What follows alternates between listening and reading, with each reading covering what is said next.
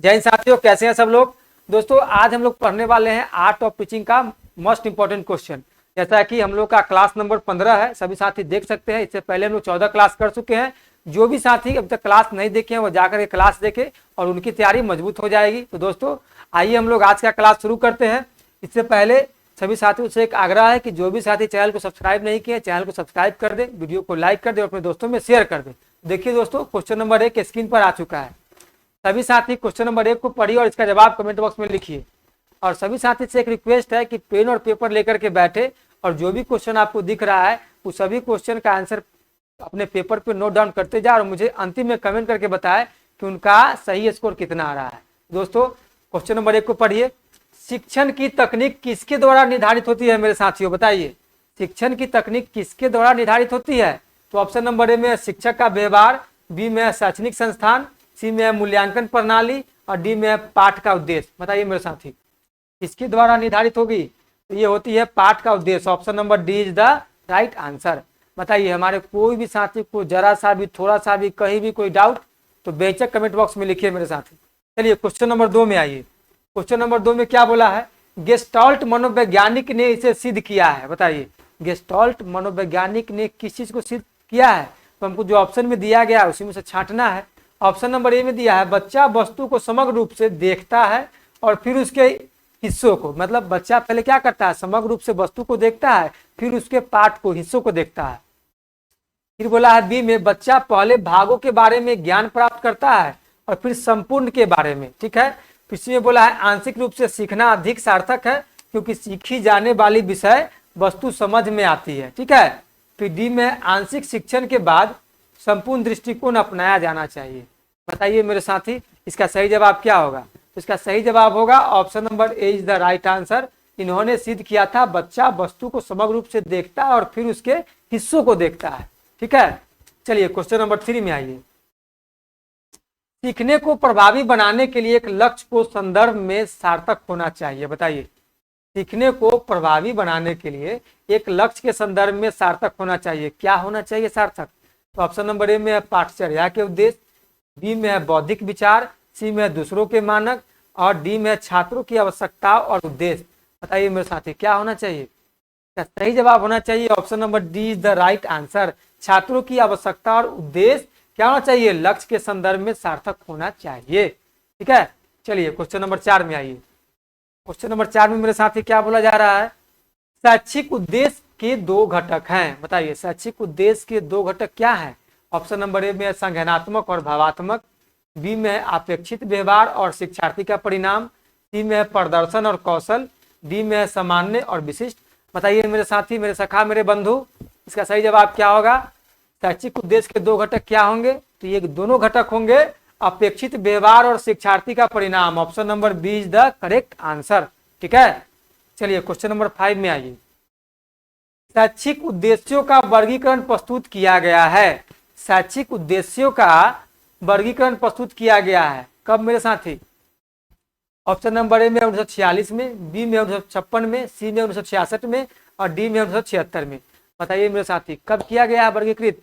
तो ये किया गया है 1956 में। Option number B is the correct answer. चलिए क्वेश्चन नंबर 6 में आइए। प्रदर्शन विधि है। बताइए मेरे साथी प्रदर्शन विधि क्या है? ऑप्शन नंबर ए में है आदर्शवाद दर्शन द्वारा दी गई सबसे पुरानी शिक्षण रणनीति, बी में है तकनीकी स्कूलों और प्रशिक्षण कॉलेजों में उपयोग की जाने वाली एक कक्षा रणनीति, सी में है फ्लालैंड बोर्ड या कठपुतलियों को अतिरिक्त रूप से जोड़कर रोचक बनाया गया, सी में है शिक्षण को निरंकुश और अनुमोदक दोनों प्रकार का मानना। बताइए मेरे साथ इसका सही जवाब क्या होगा? तो इसका सही जवाब मेरे साथ ही हो जाएगा option number B is the correct answer. तकनीकी स्कूलों और प्रशिक्षण कॉलेजों में उपयोग की जाने वाली एक कक्षा रणनीति क्या है? प्रदर्शन विधि का हिस्सा है। ठीक है। चलिए क्वेश्चन नंबर 7 में आइए। समस्या समाधान में शामिल है। बताइए समस्या समाधान में क्या शामिल है? ऑप्शन नंबर ए में है कल्पना, बी में है विभिन्न सोच, सी में है चिंताशील सोच, चिंतनशील सोच और डी में है विचारी सोच। बताइए मेरे साथी समस्या समाधान में क्या शामिल है? ये एकदम आसान सा क्वेश्चन है, सभी साथी को इसका जवाब करेक्ट देना होगा। ठीक है। चलिए बताइए क्या होगा? तो मेरे साथ इसका जवाब होगा option number B is the correct answer, चिंतनशील सोच। ठीक है। देखिए ऑप्शन में थोड़ा हो गया है टाइपिंग में ऊपर नीचे, आप सभी साथी इसको एडजस्ट कर लीजिएगा। ये सी नीचे आना था और ये बी ऊपर जाना था, लेकिन ऊपर नीचे हो गया है टाइपिंग। तो क्या होगा option number B is the correct answer, चिंतनशील सोच।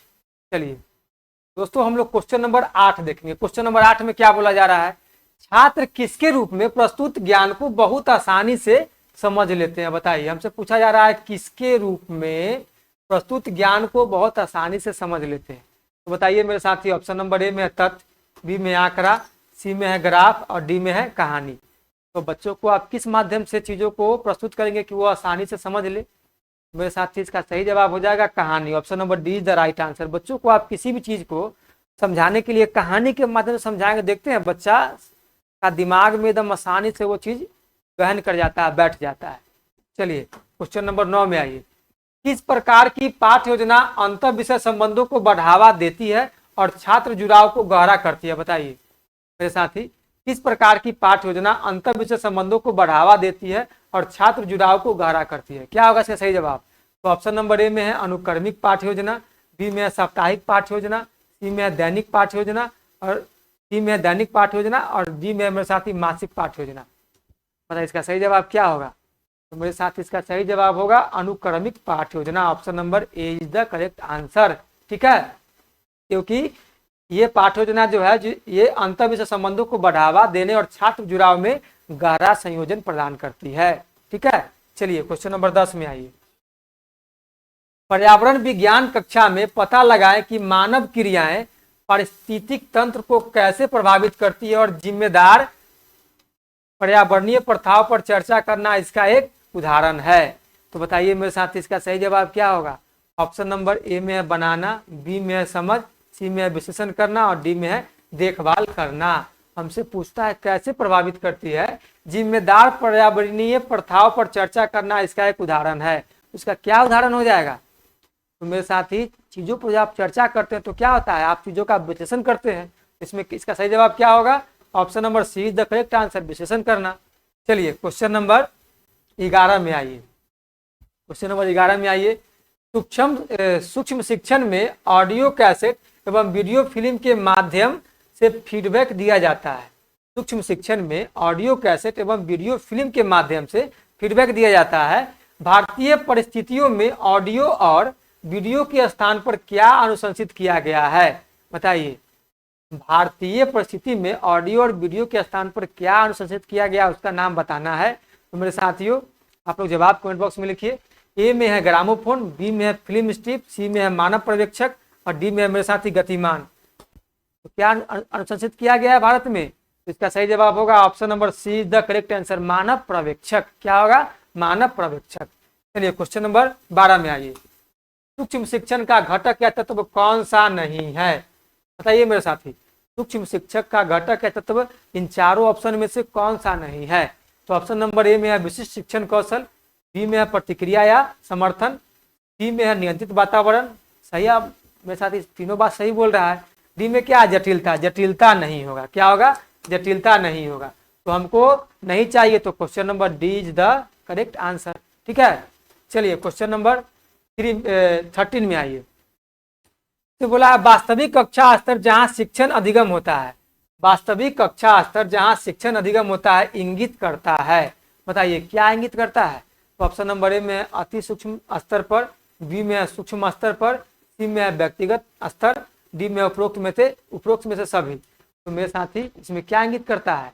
हमसे बोला जा रहा है वास्तविक कक्षा स्तर पर जहाँ शिक्षण अधिगम होता है इंगित करता है, तो वो होता है मेरे साथी सूक्ष्म स्तर। Option number B is the right answer.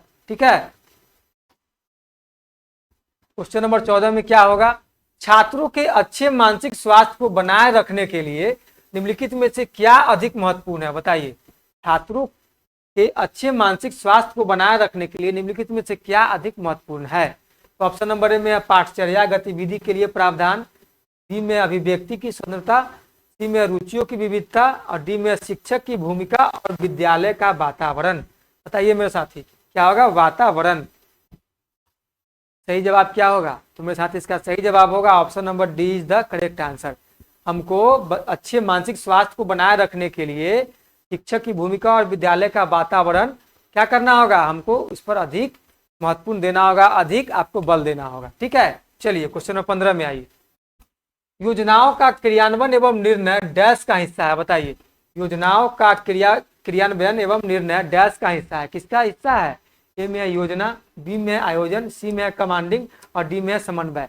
तो मेरे साथी क्रियान्वयन एवं निर्णय कमांडिंग का हिस्सा होता है, किसका होता है? कमांडिंग का। Option number C is the correct answer. चलिए तो हम लोग अब क्वेश्चन नंबर 16 देखेंगे मेरे साथी। क्वेश्चन नंबर 16 में क्या है? प्रगति शिक्षा के बारे में निम्नलिखित में से कौन सा कथन बताता है शिक्षा स्वयं ही जीवन है? बताइए मेरे साथी, प्रगति शिक्षा के बारे में निम्नलिखित में से कौन सा कथन बताता है कि शिक्षा स्वयं ही जीवन है? तो ऑप्शन नंबर ए में स्कूल शिक्षा को यथासंभव लंबे समय तक जारी रखना चाहिए। बी में स्कूलों की आवश्यकता नहीं है, बच्चे अपने जीवन के अनुभवों से सीख सकते हैं। सी में बोला है स्कूलों में शिक्षा सामाजिक और प्राकृतिक दुनिया को प्रतिबिंबित करे। और डी में जीवन सच्चा शिक्षक है। बताइए मेरे साथी, शिक्षा स्वयं ही जीवन है, ये क्या होगा? हमसे बोला है प्रगतिशील शिक्षा के बारे में निम्नलिखित में से कौन सा कथन बताता है कि शिक्षा स्वयं ही जीवन है? तो इन चारों ऑप्शन में से आपको कौन लग रहा है? तो मेरे साथ इसका सही जवाब होगा option number D is the correct answer. जीवन सच्चा शिक्षक है, जीवन ही मेरे साथी सच्चा शिक्षक है। देखते हैं, आप जो चीज अभी तक किताबों में नहीं सीख पाए हैं वो चीज आप वास्तविक जीवन में सीख गए हैं। क्या? कि किसी को उधार नहीं देना है। आप किसी दोस्त को उधार देते हैं तो आपकी दोस्ती खराब हो जाती है, किसी संबंधी को उधार देते हैं तो आपका संबंध खराब हो जाता है, किसी से आप उम्मीद रखते हैं वहां भी आपका संबंध खराब हो जाता है। तो मेरे साथी, तो आप जो किताबों में नहीं सीखे हैं वो आप क्या कौन सिखा दिया है? जीवन आपको सिखा दिया है। तो इसलिए कहा गया है कि जीवन सच्चा शिक्षक है। ठीक है, इसका option number D is the correct answer. Question number 17 में आइए। सूचना समाज शब्द को गढ़ने का श्रेय किस देश को दिया जाता है? बताइए मेरे साथी, सूचना समाज शब्द को गढ़ने का श्रेय किस देश को दिया जाता है? ऑप्शन नंबर ए में है यूएसए, बी में है फ्रांस, सी में है जापान और डी में है मेरे साथी भारत। क्या होगा इसका सही जवाब? कमेंट बॉक्स में लिखिए। तो मेरे साथी इसका सही जवाब होगा option number C the right answer, Japan. ये श्रेय जापान को दिया जाता है। ठीक है, चलिए क्वेश्चन नंबर 18 में आइए। एक नैतिक शिक्षक हमेशा शामिल रहता है, बताइए एक नैतिक शिक्षक हमेशा कहाँ शामिल रहता है? ऑप्शन नंबर ए में छात्रों से रिश्वत लेने में। छात्र से रिश्वत भी लेता है क्या? होता था पहले, हम लोग जब कॉलेज में थे, सॉरी बीएससी में, तो उसमें क्या होता था कि अगर आप असाइनमेंट वगैरह नहीं लिख रहे हैं तो आप असिस्टेंट है या कॉलेज में जो परिचारी है उसको कुछ पैसे दे दीजिए, वो आपको कॉपी दे दिया करता था। लेकिन शिक्षक का सेंस नहीं है, वहाँ पे क्या करता है परिचारी थोड़ा सा रिश्वत आपका लेकर के काम कर देगा, लेकिन शिक्षक का तो सेंस गलत है यहाँ पे। तो ऑप्शन में छात्रों से रिश्वत लेने में, तो ये गलत हो जाएगा। बी में यौन शोषण में, ये भी गलत हो जाएगा। छात्रों पर किताबें खरीदने के दबाव डालने में, ये भी मेरे साथी नैतिक शिक्षक में ये सब चीज नहीं होना चाहिए। फिर डी में क्या? छात्रों के प्रति समानता और सम्मान करने में। सही है मेरे साथी, option number D is the correct answer. क्या होगा? Option number D is the correct answer. Question number 19 में आइए। निम्नलिखित में से कौन सा शिक्षण अधिगम प्रक्रिया का सिद्धांत है? बताइए निम्नलिखित में से कौन सा शिक्षण अधिगम प्रक्रिया का सिद्धांत है? ऑप्शन नंबर ए में एक बार जो कुछ सीख लिया जाता है वह समय के साथ परिमार्जित होता रहता है। बात सही बोल रहा है ना? एक बार जो मेरे साथी आप सीख लेंगे वो आपको समय दर समय क्या होगा, उस चीजों में आप सुधार करते रहेंगे, नई नई चीजों को जोड़ते रहेंगे, नई नई चीजों को क्या करेंगे आप उसमें आप सृजन करते रहेंगे। बी में है वयस्क जीवन भर सीखते रहते हैं। बात सही है, कोई भी वयस्क है वो जीवन भर सीखते ही रहते हैं। सी में वयस्कों में सीखने की दर व्यक्तिगत भिन्नताओं से प्रभावित होती है। भी बात सही है मेरे साथी। इसका सही जवाब क्या होगा? उपरोक्त सभी। Option number D is the correct answer. ठीक है, चलिए क्वेश्चन नंबर 20 में आइए मेरे साथी। निम्नलिखित में से कौन सा अधिनियम यह सुनिश्चित करता है कि व्यवसायिक नैतिकता संहिता को शिक्षण समुदाय द्वारा विकसित और अपनाया जाए? बताइए ये कौन सा अधिनियम सुनिश्चित करता है कि व्यवसायिक नैतिकता संहिता को शिक्षण समुदाय द्वारा विकसित और अपनाया जाए? बताइए मेरे साथी का सही जवाब क्या होगा? ऑप्शन नंबर ए में बच्चों को निःशुल्क एवं अनिवार्य शिक्षा का अधिकार अधिनियम 2019, बी में शिक्षा का अधिकार अधिनियम 2002, सी में एक से अधिक विकल्प सही है, डी में उपरोक्त में से कोई नहीं है। बताइए मेरे साथी इसका सही जवाब क्या होगा? सही जवाब क्या होगा मेरे साथी, मेरे सखा, मेरे बंधु, मेरे मित्र, मेरे हमदम? इसका सही जवाब होगा option number D is the right answer. उपरोक्त में से कोई नहीं है। ठीक है, उपरोक्त में से कोई ऑप्शन नहीं है। चलिए क्वेश्चन नंबर 21 में आइए। क्वेश्चन नंबर 21 में मूल्यांकन एक डैश प्रक्रिया है। मूल्यांकन एक डैश प्रक्रिया है। मूल्यांकन एक कैसी प्रक्रिया है? ऑप्शन नंबर ए में है गुणात्मक, बी में है मात्रात्मक, सी में है गुणात्मक और मात्रात्मक दोनों, डी में उपरोक्त में से कोई नहीं। तो मेरे साथी मूल्यांकन एक गुणात्मक और मात्रात्मक दोनों प्रक्रिया है। क्या है? ये दोनों प्रक्रिया है, गुणात्मक और मात्रात्मक दोनों है। Option number C is the right answer. ठीक है, चलिए क्वेश्चन नंबर 22 में आइए। एक अच्छा अवलोकन हमेशा आवश्यक होता है। बताइए दोस्तों, एक अच्छा अवलोकन हमेशा आवश्यक होता है। क्या आवश्यक होता है? ऑप्शन नंबर ए में है बुद्धिमान योजना के लिए, बी में है विशेषज्ञ निष्पादन के लिए, सी में है पर्याप्त रिकॉर्डिंग के लिए और डी में है सभी। तो मेरे साथी अच्छा अवलोकन हमेशा आवश्यक होता है किस चीज के लिए? तो मेरे साथी ऑप्शन नंबर डी क्या हो जाएगा? ये सभी के लिए होता है। बुद्धिमान योजना के लिए, विशेषज्ञ निष्पादन के लिए, पर्याप्त रिकॉर्डिंग के लिए क्या होगा? ये अच्छा अवलोकन हमेशा आवश्यक होता है इन सभी चीजों के लिए। ठीक है, चलिए क्वेश्चन नंबर 23 में आइए। मूल्यांकन का मुख्य उद्देश्य बनाना है। क्या है? मूल्यांकन का मुख्य उद्देश्य बनाना है। क्या बनाना है मेरे साथी? ऑप्शन नंबर ए में है मूल्य निर्धारण, बी में है राय, सी में है भविष्यवाणी और डी में है निर्णय। तो मेरे साथी मूल्यांकन का मुख्य उद्देश्य बनाना है क्या? आपको निर्णय लेने की क्षमता। मान लीजिए कि आप क्या सीख रहे हैं मेरे साथी, आप क्या पढ़ रहे हैं, तो आप जो पढ़ रहे हैं उस चीजों में आप निर्णय ले पा रहे हैं कि नहीं? तो ये कह रहा है मूल्यांकन का मुख्य उद्देश्य है बनाना आप में निर्णय लेने की क्षमता। आप जो सीख रहे हैं, जो आप पढ़ रहे हैं, उसका सही गलत में आप जांच कर पा रहे हैं कि नहीं? तो क्या होगा? Option number D is the right answer, निर्णय। क्या है उसका मुख्य उद्देश्य है? निर्णय। ठीक है, चलिए क्वेश्चन नंबर 24। जिस आधार पर विषय गतिविधियों और अनुभव की योजना बनाई जाती है उसे कहा जाता है। बताइए उसे क्या कहा जाता है? जिस आधार पर विषय गतिविधियों और अनुभव की योजना बनाई जाती है उसे क्या कहा जाता है? ए में है इकाई, बी में है डिजाइन, सी में है पाठ और डी में है मेरे साथी पाठचर्या। बताइए क्या कहा जाएगा? इसको कहा जाएगा design. Option number B is the correct answer. क्या कहा जाएगा मेरे साथी? डिजाइन। चलिए क्वेश्चन नंबर 25 में आइए। उच्च स्तर पर पाठचर्या का विकास और विभिन्न स्तरों पर इसका अनुप्रयोग है। बताइए उच्च स्तर पर पाठचर्या का विकास और विभिन्न स्तरों पर इसका अनुप्रयोग है। क्या है? तो ऑप्शन नंबर ए में है क्षैतिज संगठन, बी में है ऊर्ध्वाधर संगठन, सी में है केंद्रीकृत और डी में है मेरे साथ विकेंद्रीकृत। बताइए क्या होगा? इसे कह रहा है उच्च स्तर पर पाठचर्या का विकास और विभिन्न स्तरों पर इसका अनुप्रयोग कौन कर सकता है? ये किसके हाथ में होता है? तो मेरे साथ ये केंद्र के हाथ में होता है। तो हम लोग यहाँ पे क्या मारेंगे? केंद्रीकृत। Option number C is the correct answer, केंद्रीकृत। चलिए क्वेश्चन नंबर 26 में आइए। कक्षा प्रबंधन में शिक्षण गतिविधियां शामिल नहीं है। कक्षा प्रबंधन में शिक्षण गतिविधियां शामिल नहीं है। अब इन चारों ऑप्शन में से कौन वो गतिविधियां जो शामिल नहीं है तलाशिए। ऑप्शन नंबर ए में आकलन की प्रक्रिया, बी में सामग्री प्रबंधन, सी में छात्रों के बीच प्रतिस्पर्धा और डी में उपरोक्त में से कोई नहीं। बताइए मेरे साथी, एकदम आसान सा क्वेश्चन है, एकदम एकदम पुच्चू सा क्वेश्चन है ये। इसका सही जवाब क्या होगा? Option number C is the correct answer, छात्रों के बीच प्रतिस्पर्धा ये कक्षा प्रबंधन के शिक्षण गतिविधियां में शामिल नहीं है। ठीक है, चलिए इस क्वेश्चन नंबर 27 में आइए मेरे साथी। एक शिक्षक को कक्षा प्रबंधन रणनीतियों अपनानी चाहिए। एक शिक्षक को कक्षा प्रबंधन रणनीतियों अपनानी चाहिए जो निम्नलिखित पर केंद्रित हो। बताइए मेरे साथी किस पर केंद्रित हो? तो ऑप्शन नंबर ए में कठोर नियमों के माध्यम से वर्ग को नियंत्रित करना, ऐसा जहां दिखे सीधा काट देना। बी में सभी बच्चों से समान व्यवहार की अपेक्षा करना। देखिए मेरे साथी, सभी बच्चों से आप समान व्यवहार की अपेक्षा कैसे करेंगे? बच्चों में व्यक्तिगत विभिन्नताएं होती हैं, तो ये भी क्या हो जाएगा? गलत हो जाएगा। सी में छात्रों को बिना कोई प्रश्न किए सभी नियमों का पालन कराना, ये भी मेरे साथ ही गलत चीज है। छात्रों को बिना कोई प्रश्न किए सभी नियमों का पालन कैसे करा सकते हैं आप? फिर डी में आत्मचिंतन के लिए पर्याप्त अवसर देना, ये एकदम सही चीज है। ये एकदम 110% सही चीज बोला है यहाँ पे।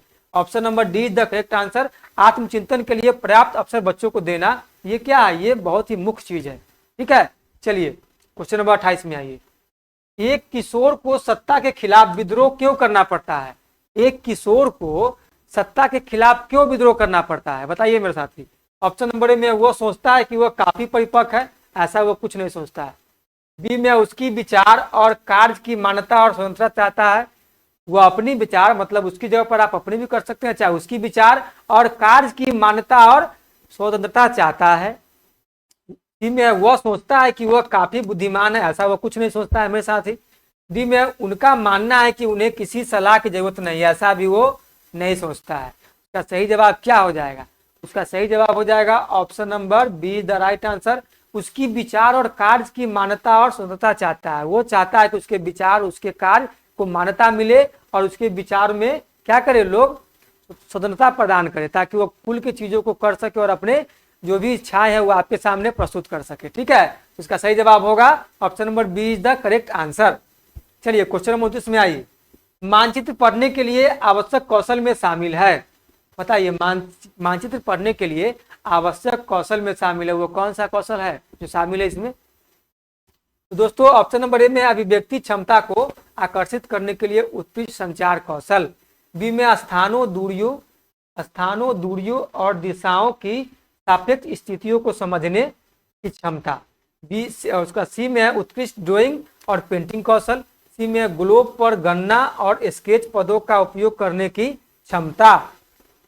तो बताइए मेरे साथी, मानचित्र पढ़ने के लिए आवश्यक कौशल क्या है? सबसे जरूरी चीज इसमें है स्थानों दूरियों और दिशाओं की सापेक्ष स्थिति को समझने की क्षमता। इसका सही जवाब क्या होगा मेरे साथी? Option number B is the correct answer. ठीक है, चलिए क्वेश्चन नंबर 30 में आइए। शालिनी अपनी कक्षा के छात्रों के लिए पोषण विषय का परिचय देना चाहती है, उसे क्या देना चाहिए बताइए? ऑप्शन नंबर ए में ब्लैक बोर्ड पर पाचन तंत्र का आरेख खींचे। बी में है पोषण तत्वों से भरपूर विभिन्न खाद्य पदार्थों के उदाहरण दे।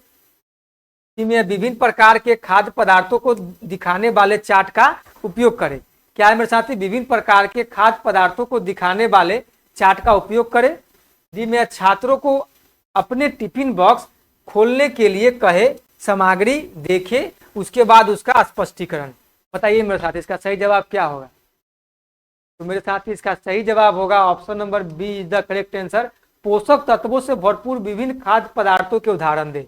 उससे बच्चा क्या होगा, चीजों को अच्छे से कोरिलेट कर पाएगा, अपने घर के जो भी उसके एग्जाम्पल है उससे वो चीजों को जोड़ करके अच्छा सीख पाएगा। ठीक है तो दोस्तों, आशा करते हैं कि हमारे सभी साथियों को आज का क्लास काफी पसंद आया होगा। तो दोस्तों सभी साथी चैनल को सब्सक्राइब कर दे, वीडियो को लाइक कर दे और अपने दोस्तों में शेयर कर दे। तो सभी साथी कमेंट में सबसे पहले बताएं कि उनको 30 में कितना मार्क्स आया है, और सभी साथी अपने तैयारी को मजबूत बनाए, इसी तरीके से क्लास में जुड़े रहे। तो दोस्तों हम लोग फिर मिलेंगे नेक्स्ट क्लास में। आज के लिए इतना ही, धन्यवाद, जय हिंद।